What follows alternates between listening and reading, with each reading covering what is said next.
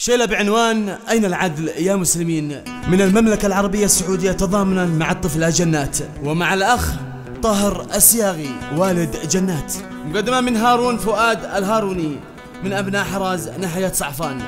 نصرة للمظلومية ودعوة للتضامن والمشاركة في جميع التواصل الاجتماعي بصوت ياسر عبد القادر.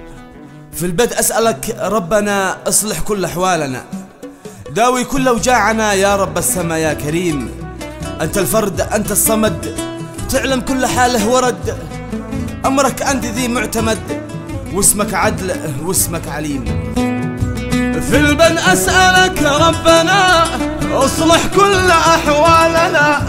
داوي كل أوجاعنا يا رب السماء يا كريم، أنت الفرد أنت الصمد تعلم كل حاله ورد، أمرك أنت ذي معتمد واسمك عدل واسمك علي. والآن اشرح المشكلة بالتفصيل بفصله،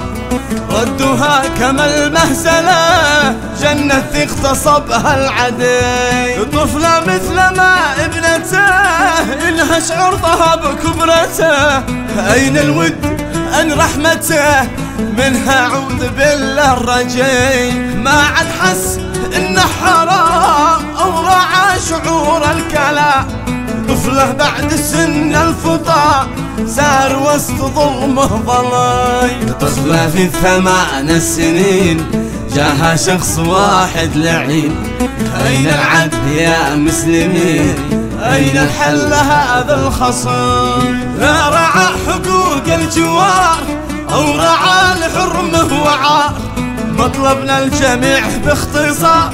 حكم إعدام لهذا العدي، أين الحكم والمحكمة وأين الدولة المسلمة،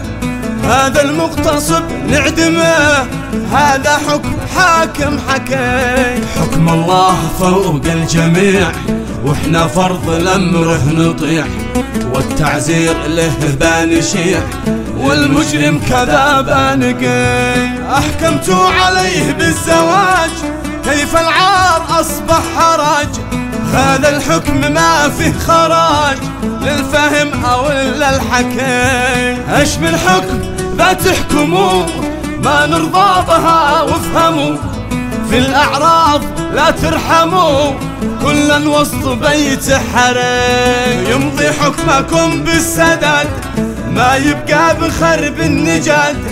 لجل الجرم ما به يعاد واللي قد جرم للجحيم، نتضامن على كل خير نمسح كل ما هو خطير، هذا الأمر ما هو عسير خلى العز فينا يدي، يا جنات شعب شمعش والعالم سمع قصتش، نتضامن معش وسرتش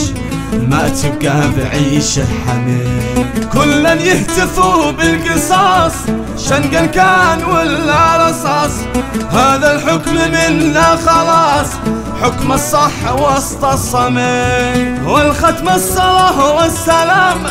على المختار بدر التمام، صلوا واذكروا باهتمام يجعل عيشتك في نعيم، صلوا واذكروا باهتمام يجعل عيشتك في نعيم.